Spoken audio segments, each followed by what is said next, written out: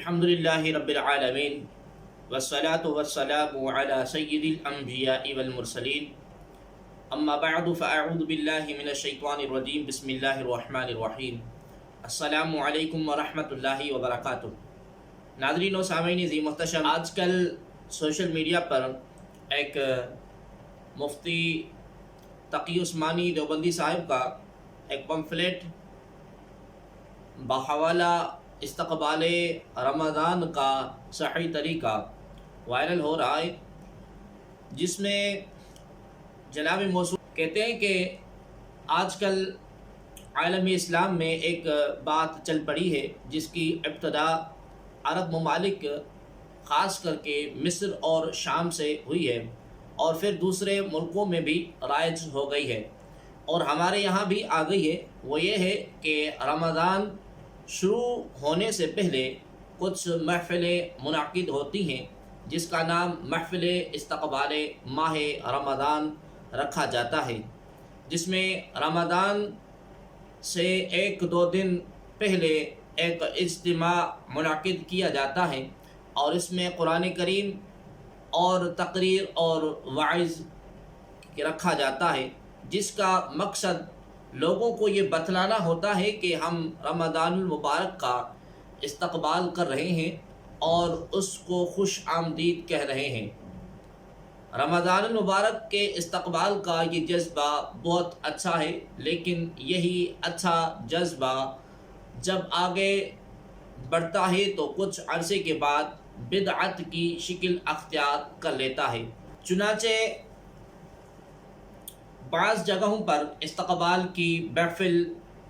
نے بدعت کی شکل اختیار کر لی، یعنی اس موصوف کا یہ کہنا ہے کہ ماہ رمضان المبارک کی جو محفل استقبال ہے، استقبال ماہ رمضان المبارک کی محفل، یہ ان کے نظریے کے مطابق یہ بدعت ہے۔ آئیے ہم اس کا احادیث طیبات سے جائزہ لیتے ہیں کہ کیا یہ محفل استقبال ماہ رمضان المبارک کیا یہ بدعت ہے یا حضور عالم نور مجسم صلی اللہ تعالی علیہ وآلہ وسلم کی حدیث مبارکہ سے ثابت ہے۔ ناظرین محترم، مشکوٰۃ المصابیح کی حدیث نمبر ہے 1965۔ حضرت سیدنا سلمان فارسی رضی اللہ تعالی عنہ اس حدیث پاک کے راوی ہیں، یعنی یہ محفل استقبال ماہ رمضان المبارک حضور عالم نور مجسم صلی اللہ تعالی علیہ وآلہ وسلم کے زمانے سے ہے اور محبوب رب کریم صلی اللہ تعالی علیہ وآلہ وسلم نے خود اس ماہ رمضان المبارک کے استقبال کے لیے ایک طویل خطبہ ارشاد فرمایا۔ حضرت سیدنا سلمان فارسی رضی اللہ تعالی عنہ سے یہ حدیث پاک روایت ہے، ان سلمان الفارسی قال خطبنا رسول اللہ صلی اللہ علیہ وسلم فی آخر یوم من شعبان فقال یا ایہا الناس قد اذلکم شہر عظیم شہر مبارک شہر فیہ لیلۃ خیر من الف شہر جعل اللہ صیامہ فریدة وقیام لیلۃ تطوعا من تقرب فیہ بخصلة من الخیر کان کمن ادى فریدة فیما سواہ ومن ادى فریدة فیہ کان کمن ادى 70 فریدة فیما سواہ وهو الشہر الصبر والصبر ثوابہ الجنۃ وشہر المواساة وشہر یزاد فی رزق المؤمن من فطر فیہ صائما کان له مغفرة لذنوبہ وعتق رقبته من النار وکان له مثل اجرہ من غیر ان ینقص من اجر شیء قلنا یا رسول اللہ صلی اللہ علیہ وسلم لیس کلنا یجد فطر الصائم فقال رسول اللہ صلی اللہ علیہ وسلم یعطی اللہ هذا الثواب من فطر صائما على مضقة لبن أو تمرة أو شربة من ماء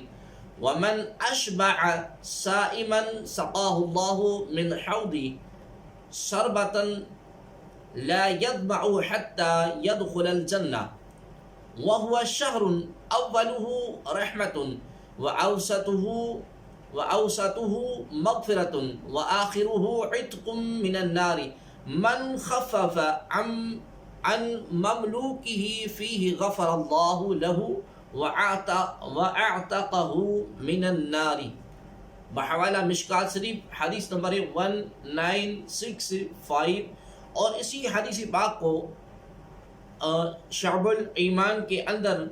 امام بہقی رحمۃ اللہ تعالی علیہ نے نقل فرمایا ہے. یعنی حضرت سلمان فارسی رضی اللہ تعالی عنہ سے روایت ہے کہ ماہ شعبان کی آخری تاریخ کو رسول اللہ صلی اللہ تعالی علیہ وآلہ وسلم نے ہم کو خطبہ دیا. اس میں آپ کریم صلی اللہ علیہ وسلم نے فرمایا، اے لوگو، تم پر ایک عظیم اور ایک عظمت اور برکت والا مہینہ سایہ فگن ہو رہا ہے. اس مبارک مہینے کی ایک رات شب قدر 1000 مہینوں سے بہتر ہے. اس مہینے کے روزے اللہ تبارک و تعالی نے فرض کیے ہیں اور اس کی راتوں میں بارگاہ خداوندی میں کھڑا ہونا یعنی نماز تراویح پڑھنے کو نفل عبادت مقرر کیا ہے، جس کا بہت بڑا ثواب رکھا ہے. جو شخص اس مہینے میں اللہ کی رضا اور اس کا قرب حاصل کرنے کے لیے کوئی غیر فرض عبادت یعنی سنت یا نفل ادا کرے گا تو اس کو دوسرے زمانے کے فرضوں کے برابر کا ثواب ملے گا، اور اس مہینے میں فرض ادا کرنے کا ثواب دوسرے زمانے کے 70 فرضوں کے برابر ہے. صبر کا مہینہ اور صبر کا بدلہ جنت ہے. یہ ہمدردی اور غمخواری کا مہینہ ہے، اور یہی وہ مہینہ ہے جس میں مومن بندوں کے رزق میں اضافہ کیا جاتا ہے. جس نے اس مہینے میں کسی روزے دار کو اللہ تبارک و تعالی کی رضا اور ثواب حاصل کرنے کے لیے افطار کرایا تو اس کے لیے گناہوں کی مغفرت، آتش و دوزخ سے آزادی کا ذریعہ ہوگا، اور اس کو روزے دار کے برابر ثواب دیا جائے گا، بغیر اس کے کہ روزے دار کے ثواب میں کوئی کمی کی جائے. آپ کریم صلی اللہ علیہ وآلہ وسلم سے عرض کیا گیا، یا رسول اللہ صلی اللہ علیہ وسلم، ہم میں سے ہر ایک کو تو افطار کرانے کا سامان میسر نہیں ہوتا، تو کیا غربا اس عظیم ثواب سے محروم رہیں گے؟ آپ کریم صلی اللہ علیہ وسلم نے فرمایا کہ اللہ تبارک و تعالی یہ ثواب اس شخص کو بھی دے گا جو دودھ کی تھوڑی سی لسی پر یا صرف پانی ہی کے ایک گھونٹ پر کسی روزے دار کا روزہ افطار کرا دے. رسول اللہ صلی اللہ علیہ وسلم نے سلسلے کلام جاری رکھتے ہوئے آگے ارشاد فرمایا کہ اور جو کوئی کسی روزے دار کو پورا کھانا کھلائے اس کو اللہ تبارک و تعالی میرے حوض یعنی کوثر سے ایسا سیراب کرے گا جس کے بعد اس کو کبھی پیاس ہی نہیں لگے گی تاکہ وہ جنت میں پہنچ جائے گا. اس کے بعد آپ کریم صلی اللہ تعالی علیہ وآلہ وسلم نے فرمایا، اس ماہ مبارک کا ابتدائی حصہ رحمت ہے اور درمیانی حصہ مغفرت ہے اور آخری حصہ آتش اور دوزخ سے آزادی ہے. اس کے بعد آپ کریم صلی اللہ علیہ وسلم نے فرمایا، اور جو آدمی اس مہینے میں اپنے غلام اور خادم کے کام میں تخفیف اور کمی کر دے گا، اللہ تبارک و تعالی اس کی مغفرت فرما دے گا اور اس کو دوزخ سے رہائی اور آزادی دے گا. ناظرین محترم، اس خطبہ نبوی صلی اللہ علیہ وسلم کا مطلب و مدعا واضح ہے، تاہم اس کے چند اجزاء کی مزید وضاحت کے لیے کچھ عرض کرتے ہیں کہ اس خطبے میں ماہ رمضان کی سب سے بڑی اور پہلی عظمت کی فضیلت بیان کی گئی.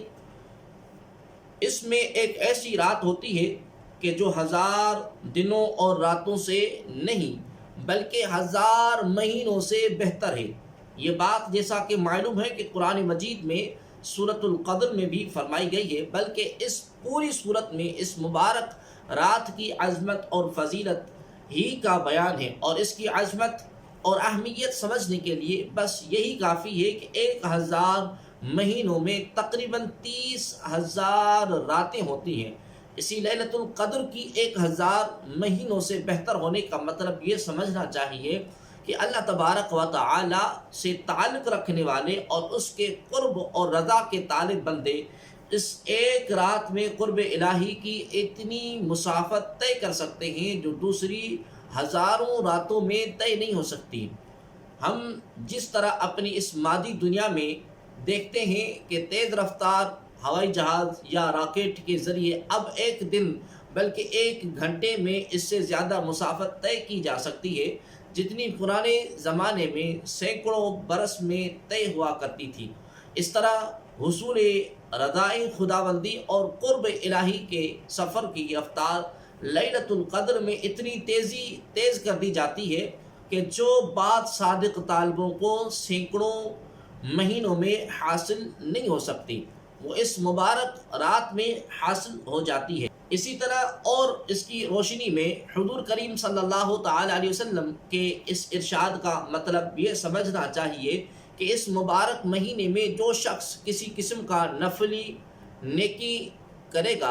اس کا ثواب دوسرے زمانے کے فرض نیکی کے برابر ملے گا، اور فرض نیکی کرنے والے کو دوسرے زمانے کے 70 فرض ادا کرنے کا ثواب ملے گا۔ گویا کہ لیلۃ القدر کی خصوصیت تو رمضان المبارک کی ایک مخصوص رات کی خصوصیت ہے، لیکن نیکی کا ثواب 70 گنا ملنا رمضان المبارک کے ہر دن اور ہر رات کی برکت اور فضیلت ہے۔ اللہ تبارک و تعالی ہمیں ان حقیقتوں کا یقین نصیب فرمائے اور ان سے مستفید اور مستمتع ہونے کی توفیق دے۔ اس خطبے میں ماہ رمضان المبارک کے بارے میں فرمایا گیا کہ یہ صبر اور غمخواری کا مہینہ ہے۔ دینی زبان میں صبر کی اصل معنی ہے کہ اللہ تبارک و تعالی کی رضا کے لیے اپنے نفس کو، خواہشوں کو دبانا اور تلخیوں اور ناگواریوں کو جھیلنا۔ ظاہر ہے کہ روزے کا اول اور آخر بالکل یہی ہے، اور اسی طرح روزہ رکھ کر ہر روزے دار کو تجربہ ہوتا ہے کہ فاقہ کیسی تکلیف کی چیز ہے۔ اس سے اس کے اندر ان غربا اور مساکین کی ہمدردی اور غمخواری کا جذبہ پیدا ہونا چاہیے جو بیچارے ناداری کی وجہ سے فاقوں پر فاقے کرتے ہیں۔ اس لیے رمضان المبارک کا مہینہ بلا شبہ صبر اور غمخواری کا مہینہ۔ یہ بھی فرمایا گیا کہ اس بابرکت مہینے میں اہل ایمان کے رزق میں اضافہ کیا جاتا ہے۔ اس کا تجربہ تو بلا استثناء ہر صاحب ایمان روزے دار کو ہوتا ہے کہ رمضان المبارک میں جتنا اچھا اور جتنی فراخت سے کھانے پینے کو ملتا ہے باقی 11 مہینوں میں اتنا نصیب نہیں ہوتا، خواہ اس عالم اسباب میں وہ کسی بھی راستے سے آئے، سب اللہ ہی کے حکم سے اور اس کے فیصلے سے آتا ہے۔ خطبے کے آخر میں فرمایا گیا کہ رمضان کا ابتدائی حصہ رحمت ہے اور درمیانہ حصہ مغفرت ہے اور آخری حصہ جہنم سے آزادی کا وقت ہے۔ ناظرین محترم، یہی باتیں حضور عالم نور مجسم صلی اللہ تعالی علیہ وسلم کے فرامین ارشادات ماہ رمضان المبارک کے محفل استقبال میں کی جاتی ہیں، اور لوگوں کو ترغیب دی جاتی ہے کہ ماہ رمضان المبارک میں سب سے زیادہ عبادت کریں، روزہ رکھیں، غریب اور مساکین کی غمخواری کریں، ان کا خیال رکھیں، اور روزہ سحری کرائے، افطار کرائے۔ نیکی کی دعوت کے لیے یہ ماہ رمضان المبارک کی محفل